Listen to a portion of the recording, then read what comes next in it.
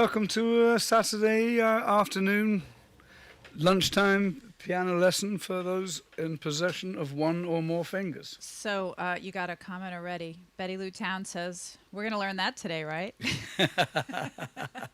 I would show it to you if I could remember what it was. I always make this stuff up as I go along, so that was it. Welcome to the One Finger at a Time piano lesson from lovely, hot, semi-tropical, subtropical New Orleans, Louisiana. Nice sunny day outside. We've got the AC cranked up in here. And a couple of days ago, I was invited over to play Professor Longhair's old piano, which was lovely and quite magical to sit at the same piano that Professor Longhair sat at and play the same keys. And so I've been in a Professor Longhair kind of groove.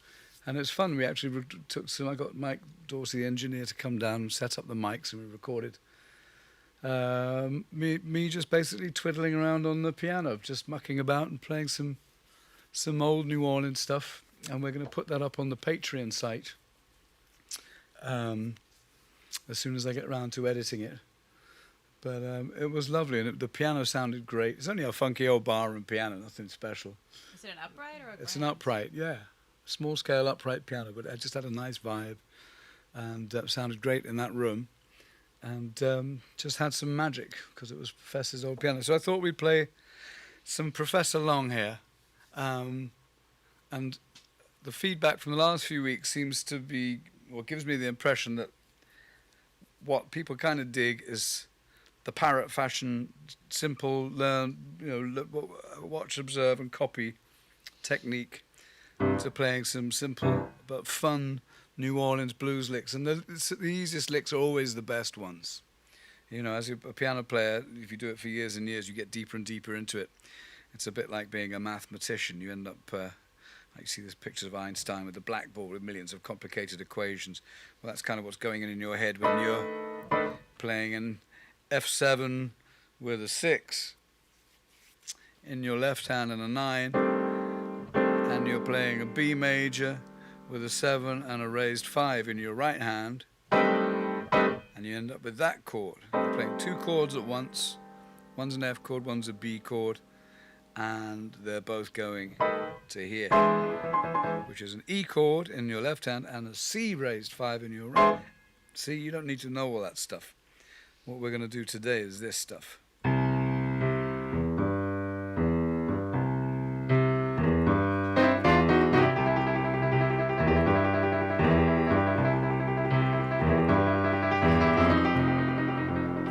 So we're going to get into that world today, after I've had a sip of vitamin T. Barry's Irish tea. So that's the left hand, and we've dedicated followers of the piano lessons over the last 6 months. Just about. March, since we went into lockdown in March. Almost. Nearly 6 months every Saturday. It'll be 6 months. Man, you all must be getting good by now if you've been checking this out every Saturday. When this is over, John, you're not going to have a gig anymore. I know. All these people I've are been ringing up Chicky Wow. I said, gigs. Chick, do you want to come back? Chicky, we've got like 400 people playing Professor Longhair and Booker tunes. So we've done this before, but you got to keep doing it to get it in there. So we're going to start. There's a fest tune I was digging. Is it called Going Home? Oh, Professor Longhair's Blues or something. I can't remember the title of it. I think it's just something he made up, and they sort of gave it a title afterwards. But it's basic left hand pattern. I'm going to play it in C, so get your left hands all loosened up and ow, don't do that. Very important piano lesson of the week. You all right? Don't smack your hand on the piano. You want some ice? No, it's all right. There might be a How's the slight piano? dent. Is the piano okay? No, it's all right. It seems to have escaped unscratched. And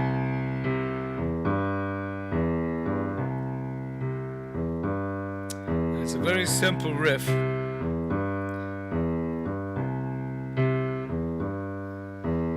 F.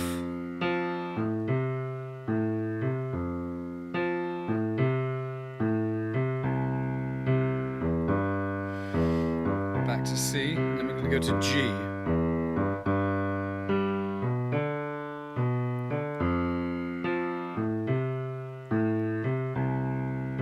Let's do that again. Here we go, C. C again. Stay on C. C again. Now we're going to go to F. Little finger on F there. Back to C.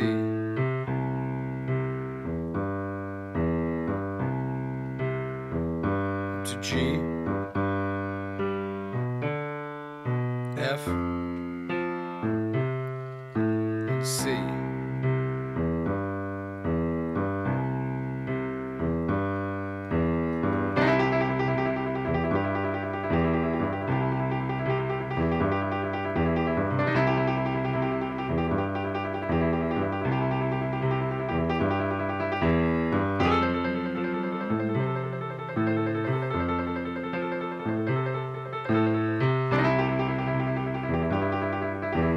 So twiddly bits in the right hand.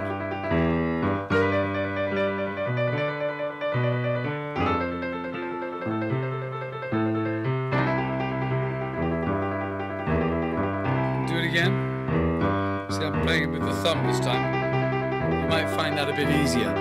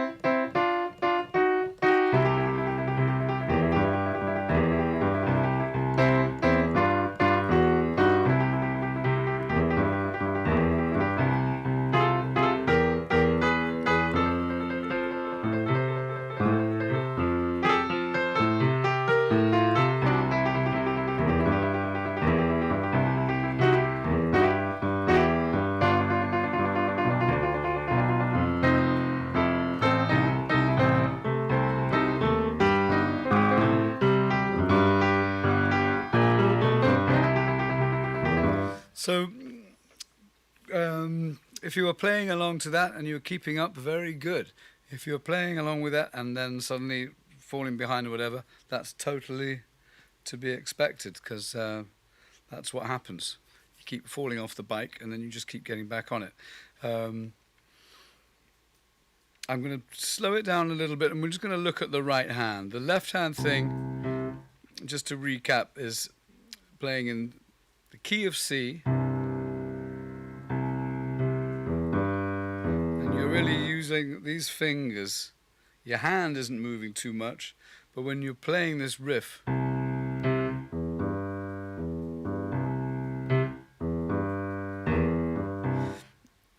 the riff itself is simple, but playing it with soul and putting the little inflections in that give it some life and some spring and some bounce are really important. This is the foundation here, so it's got to have some funk and some attitude in there. So I'm going boom, bam. That's dung, ba. That's like a snare drum. You see, on this note, I'm sliding. You don't have to do that. You can play it just straight. But every once in a while, you can throw that in there, and it gives it a little lilt. You can do it with that. Using one finger, playing two notes.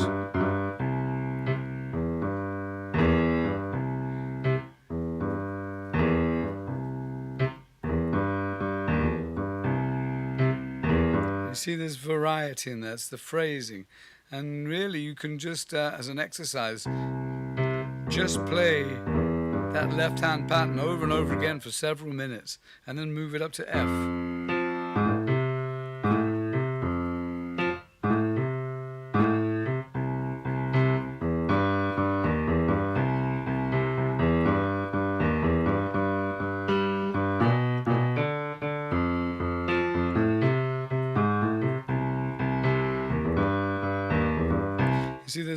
infinite variety.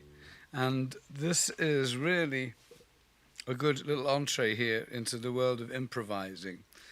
And that's to say that a lot of what you play isn't necessarily written in stone. It doesn't have to be played the same way every time. And what you learn to start with is a basic framework. It's almost as if you were a storyteller and you knew the basic plot. You tell like a fairy tale, you know the basic plot, but you can embellish on it, or you can keep it to the bare bones, or you can take parts of the story and really flesh them out. And you do the same here. You have the basic roadmap, and then you can start putting your own thing.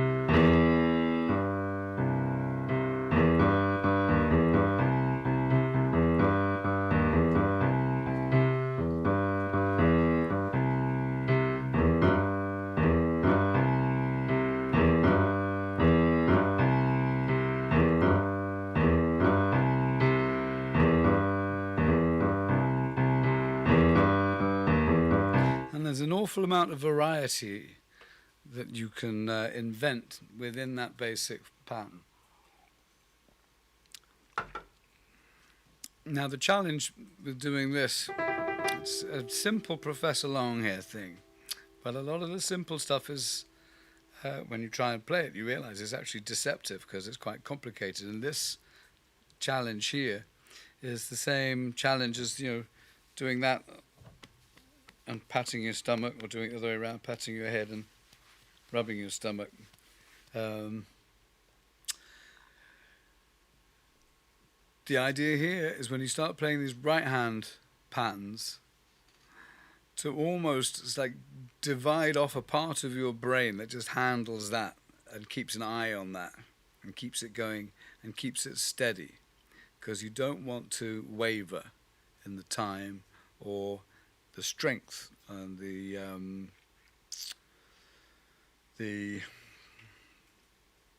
gravity that you impart.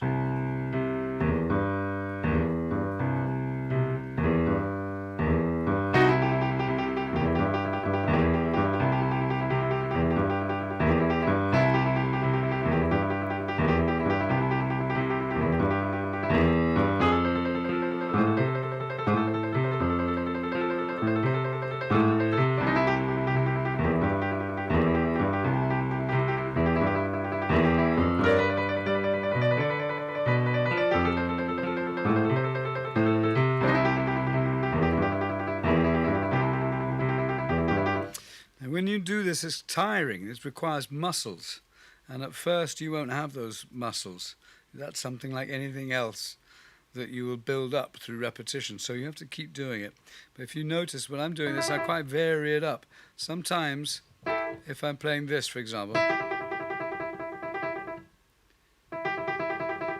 there'll be a motion here in the wrist. You're doing that. Other times, the wrist will be fairly still. And it's the muscles here that are doing it. And then sometimes I'll switch and use my thumb and the second finger, or thumb and first finger. And every time you vary this up, you're using different muscles. And quite often in the course of playing, if muscles get tired, then you just change the position. And when you change the position, you'll see that certain muscles are stronger and give a slightly different sound. Because, if your thumbs are strong and you're playing this E with your thumb, it's assertive. It's kind of a good exercise to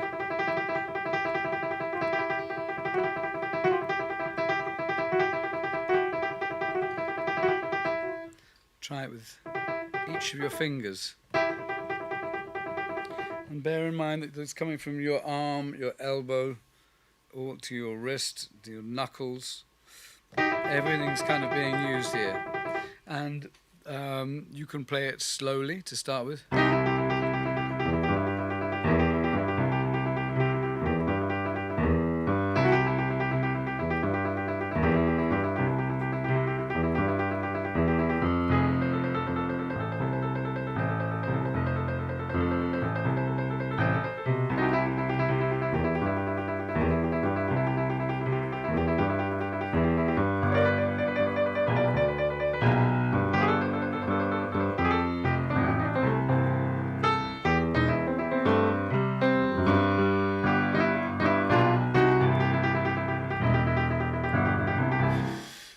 So use variety, and this is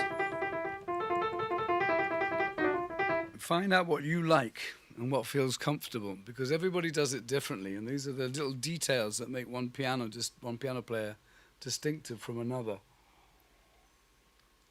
At one point there I was playing it, and for extra strength I moved my elbow right up, and now you're actually kind of coming using gravity to...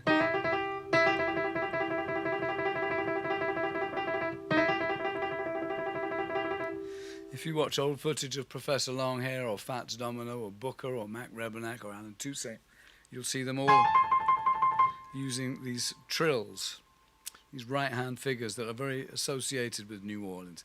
And I always think of them as being almost musical representations of the wrought iron balconies that you see in the French court, all that little detail.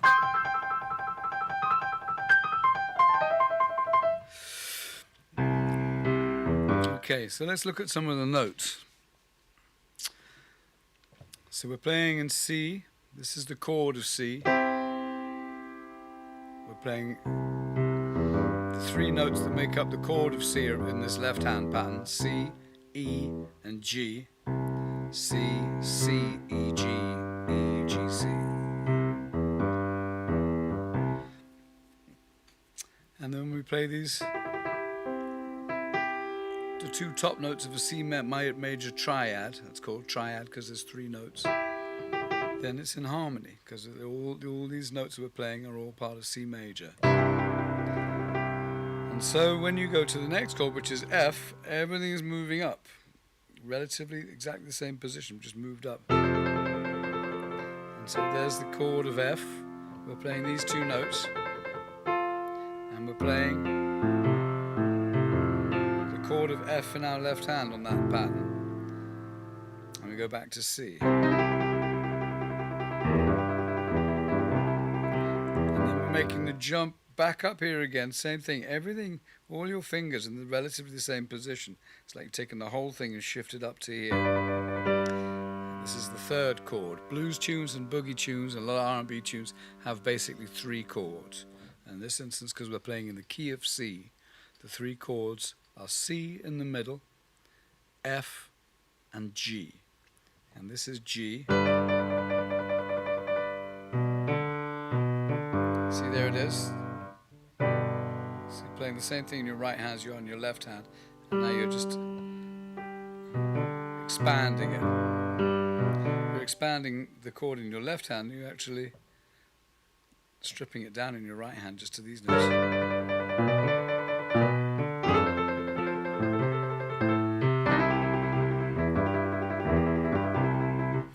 Now if you just do that, it's good, but if you play that over and over again, after a while you're going to get bored with it, and whoever's in the room with you is going to get bored of it. So this is where you start to bring in some variety. So check this out, play this one along with me.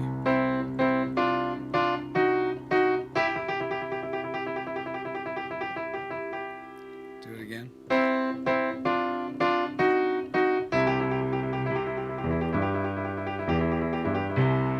Check it out, and I'll do the same thing in F.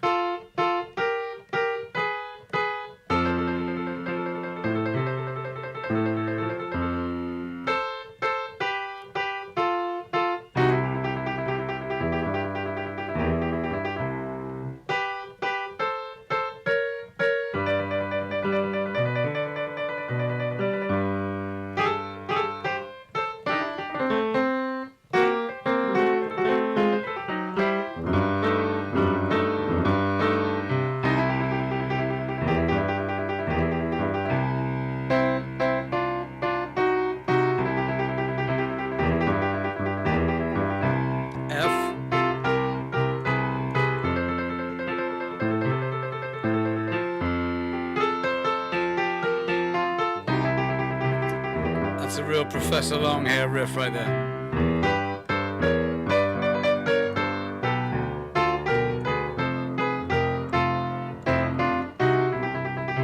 Cause when I get you alone, I mean, it's been used so much. That's like the Beatles using it in Hard Day's Night.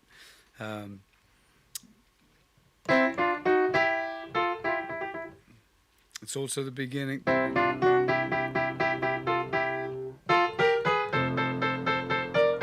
Lordy Miss Claudie.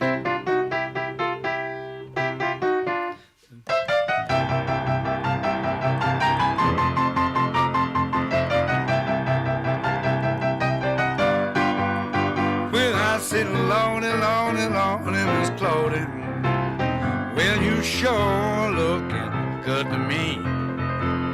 Well, please don't excite me, baby, yeah, 'cause you know it can't be me. 'Cause you were taking all of my money, and you just don't wanna treat me right. You like the ball every morning, don't come home till late at night. I'm gonna tell your papa, oh, not just how you do it for me. I'm telling everybody you leave me here in misery. So there's a good example of how you can use these riffs. That's a Little Richard tune, or actually Lloyd Price originally. Fats Domino was the piano player on the original version, the Lloyd Price version. Although I don't think it was in that key. So, left hand.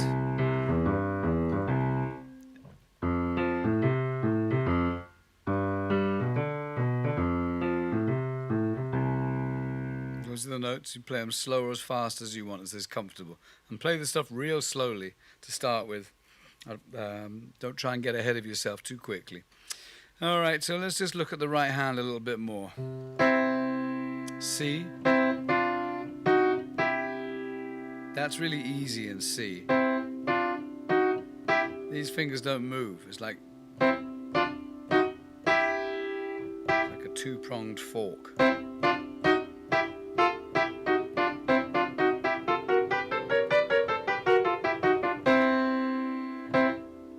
Get to F, it's a bit different just because of the way the piano keys are laid out. Now you are playing some black notes here, look. And now you're having to do that. Your finger, the shape of your fingers is going to change. But just play along. Here's the first one in F. Here it is. Second shape. Third shape. And then here. So that's F. And then we get to G.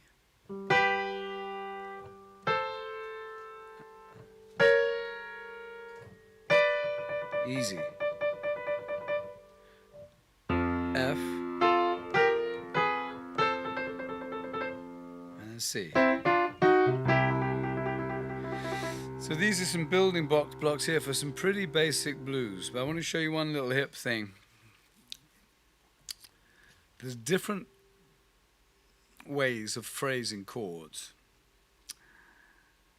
Not just the three basic notes that make up a major chord, but also the notes you can add to that chord to give it extra spice. Do the G again, please. Do the G again, please. Okay. G.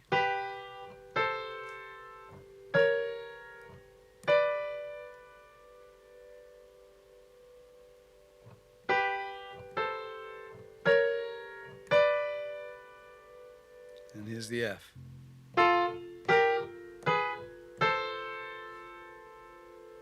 And here's the C. Do it backwards. Do it backwards in F. Do it backwards in G.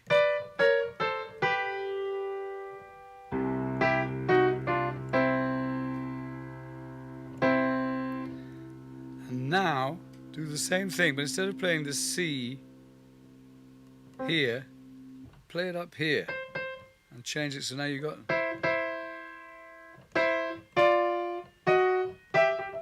You're playing the same notes, but just this one is on the top instead of on the bottom.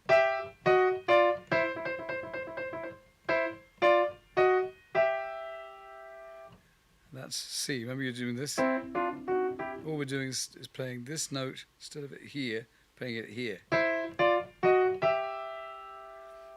And then do the same thing for F. Instead of playing that, put this one at the top. The fact that they're spread out is going to make it a bit confusing, but you just have to figure it out and do it slowly over and over again. The other thing is these fingers are going to get in the way. It's going to be hard for you to actually see what you're doing, so you have to start feeling the keys and feeling, because to the point really you should be able to do this with your eyes closed ultimately. And then the same thing for G.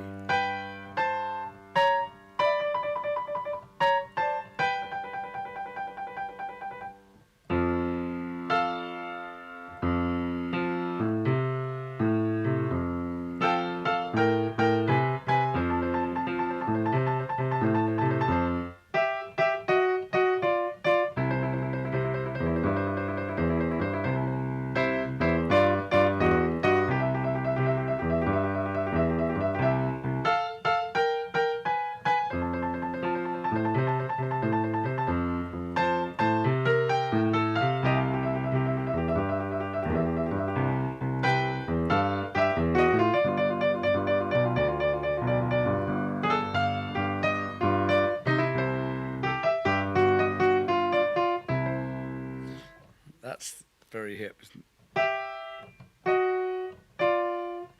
Now go.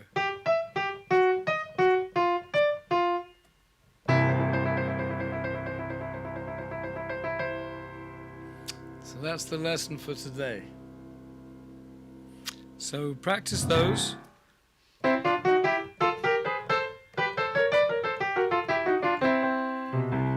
With the left hand or without the left hand, and just start playing a blues. And Lordy Miss Claudie's a good one, but you can pick almost any old Fats Domino or Smiley Lewis tune and find a way of applying those things in there and get used to doing that and playing them as triplets.